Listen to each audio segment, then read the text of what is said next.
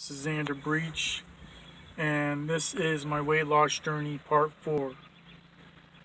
May I remind you before I start, the content in this story may not be suitable for your kids, so please be on the alert for that. Also, names have been changed or are not mentioned, I should say, so I don't get sued. And I also would like to say that this story connects to some of my songs, so please be on the alert. This one in particular relates to the continual of my song Trailer Park Celebrity, as well as some other songs I may mention that I've written in the past. Now on with the story. I remember right after my mother's death, and a few weeks after writing that song about her, my aunt held a memorial service for everyone, which is my aunt, which is my mom's sister. I should be a little specific, for the family at my mom's old house. My mom got cremated, so it wasn't a big memorial service or funeral for that matter. But she invited my brother and I, but not my adopted dad. Her and my adoptive dad had beef with each other, and I think there was unforgiveness in that. So my adoptive dad uncovered that she didn't invite him, but my brother and I, he restricted us from going to the memorial service. It got so bad that she had to call the cops. Cops came. Me, my brother, him, and my stepmom were nowhere to be found. So my brother and I had our own little memorial service at the trailer park clubhouse. It was a hard day that day. We basically were around people that were just friends and not family. The church people gave us some stuff to help us, know that God is with us during this time of grieving. We had food. It was just our own little memorial service to celebrate our mother's life. Walking home from the memorial service, after, my father coming by thanking the church people for doing that, all I can think about is now I have to face this world without my mother and not having her around, which is not that easy. It's never easy to live life without a parent. It's never easy to, live life to the fullest without a parent.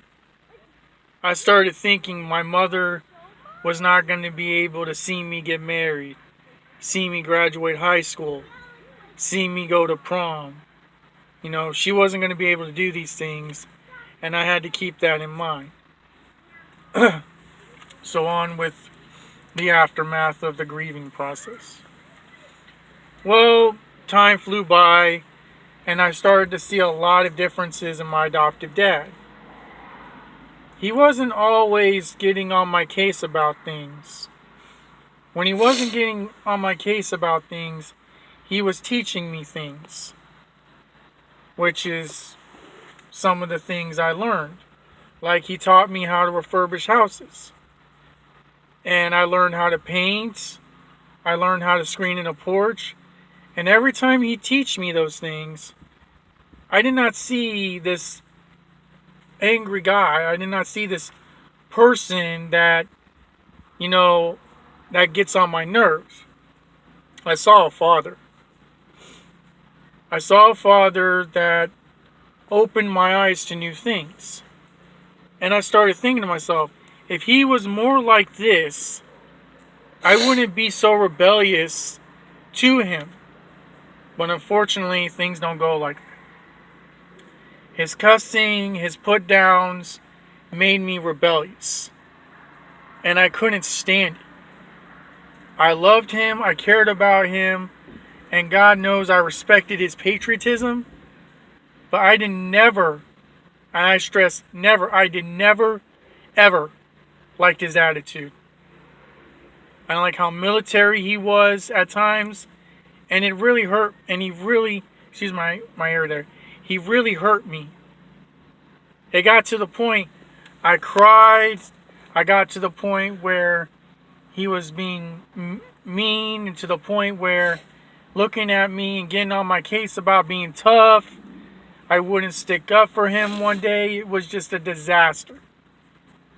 And I tell you, I remember one time I used his steak knives, one of his steak knives to sharpen a pencil.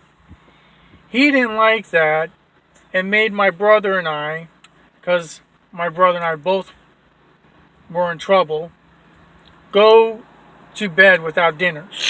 That was our punishment. We were way over our heads. We were grounded. But it was crazy because dealing with a military man like that helped us not to be so spoiled, or so I thought. I didn't grow up rich, but you know what? I grew up with life lessons.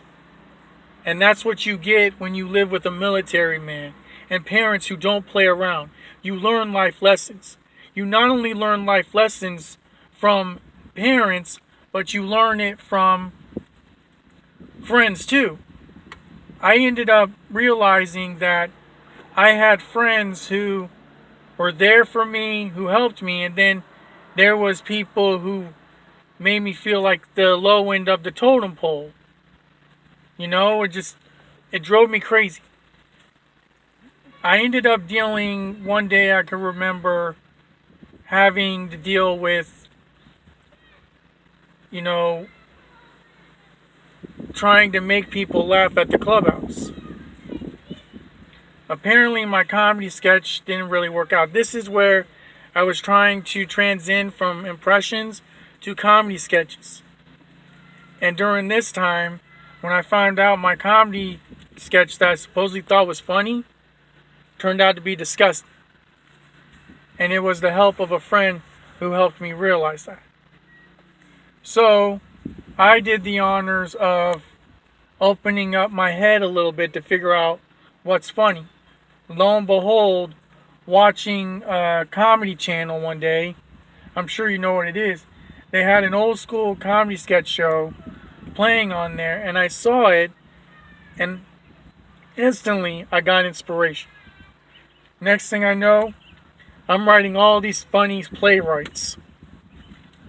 I read them out to people. I act it out with a friend. Next thing I know, people are cracking, cackling, and laughing. It was like, why didn't I think of this before? I remember, just knowing how all that practice paid off to do something great. I ended up doing comedy, singing, dancing for my friends to get out of the situation I was in. I was in a situation with an adoptive father, excuse my error there, who decided to put me down at times and hurt my feelings. And it just drove me crazy. I also recall in 2004, by this time I'm 17 years old. So let's fast forward a little bit. 2003 was fun. I forgot to mention I met a family that would soon help me get the respect I deserve in that trailer park.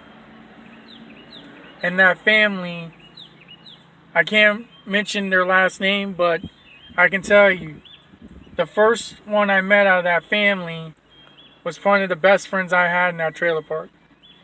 They were the reason why I started garnering respect. Before they came around, I was just a no good, how can I say to most people, our society, a loser. So, with that said, 2004 comes around and I'm basically, 17 now, just turned in September. And I got a lot of new things happening. I don't really remember what happened during the winter and the springtime, but I do recall what happened during the summertime. Summertime rolled around, and may I remind you, this is the last time. This was like towards the end of my stay at the trailer park. So summertime came around, I met a girl. She was well endowed. I was 17. Her oldest sister, was my age, and she was the middle child, and her younger sister was close to my brother's age. They were all knockouts. They did not look their age. The middle child and I got to know each other a little more. Now, before I continue, may I remind you I was 17 years old. So keep in mind, I was still legal age for this little fling I had with this girl. So she was 14 going on 15. I was 17 going on 18 during this time. I thought, I may have a chance. Or so I thought. She came to spend the night at my adopted dad's house. I was shy like crazy. And being shy, I gotta tell you, it really, really gets to you. My adopted dad got on my case, and he tried to play matchmaker with us. It didn't pan out too well. She had a boyfriend who was out of town, thank God. And I ended up, getting to know her. I took her to my room, got to know her. First time around, she got to know me. She ended up realizing I was a sweet guy. But before she walked out of my room, she looked me dead in the face and says, "I'm tempted to kiss you right now." I'm like, "Really?" So I'm like, okay, I'm getting to her. So I ended up, waiting another week for her to come back. My adoptive dad already thinks we're dating, and that's not true. And then I recall just remembering that the next week she came by to spend the night. This time things got a little better for me, or so I thought. So we got to going back to my room to hang out and talking. And next thing I know, I get to talking to her about my life story, my life, how it sucked being in middle school.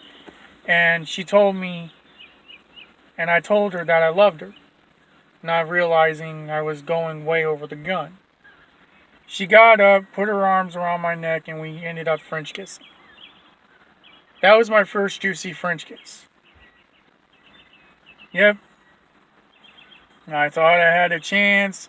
I had butterflies. I was going to take her away from that guy who was controlling her, because her boyfriend at the time was controlling.